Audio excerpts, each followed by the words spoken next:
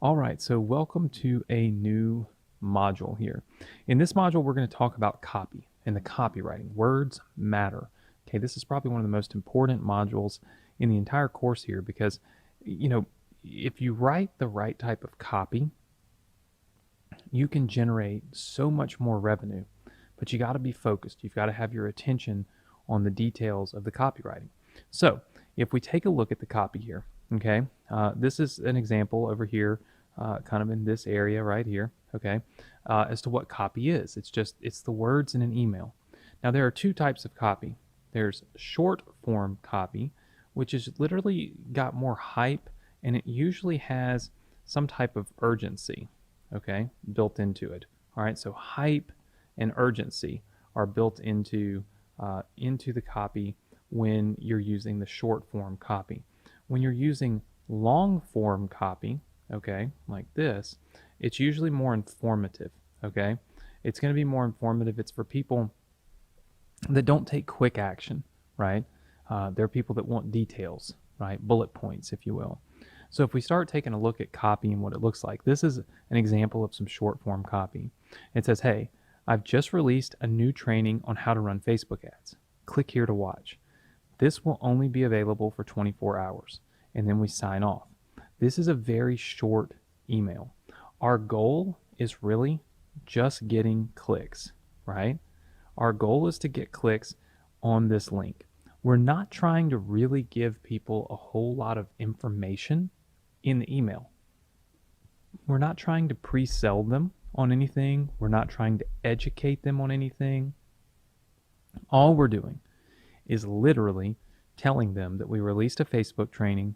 They should click here to watch it. Okay? We add in a little bit of urgency by talking about there will only be 24 hours that this will be available. Okay?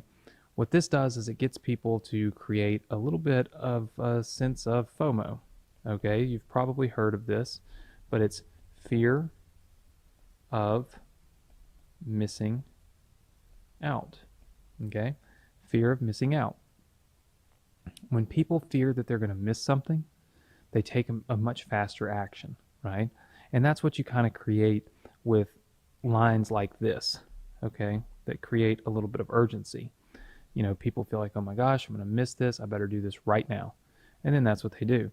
Now, with a long form copy, okay, so with a longer form copy, you might send the same type of message to your list, right? It might say, hey, I've just released a new training on Facebook ads. And then you'll have something like, watch it now, right? This is going to be your link. But then it says, here's what you'll learn.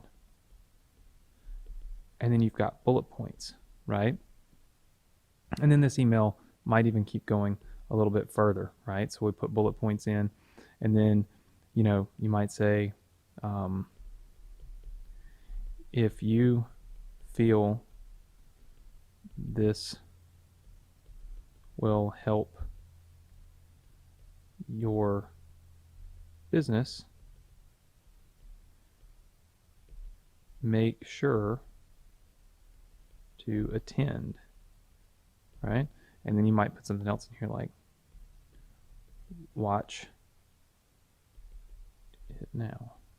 And then you can sign off, right? And so now this email becomes a much longer email. Now, what's different in this email and the other one? What's different in this email and the other one is this right here, right? It's adding in the bullet points, the information. It's giving people more information in the email, okay? Look, they can still click this link, okay? And they can still click this link, right? Now, you will have a percentage that will click this one before they ever even really read the whole email. But you'll have a large percentage that will click this link after they've read through this entire email and they've learned the bullet points, right? So they can see what the benefits are of actually having access to this particular training. So what you find is that people respond to different types of copy. Some people, when they see a really long email, will never ever sit through and read the whole thing. So they just close it. Some, when they see a short email, think, there's no value in this for me. And so they just close it. So what we normally do and what we suggest you do is mix it up. Remember, you don't know who's on your list, right? You can't sit down with each and every person.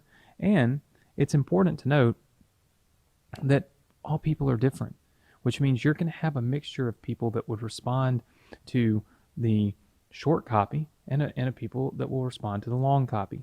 So what we suggest doing is mixing it up. Maybe every other day, every 2 days, you add one in and you change from short copy to long form copy so that you're appealing to everyone on your list. One of the most important things with copywriting, especially when it comes to email, is to remember that you're writing to all types of people, not just one type.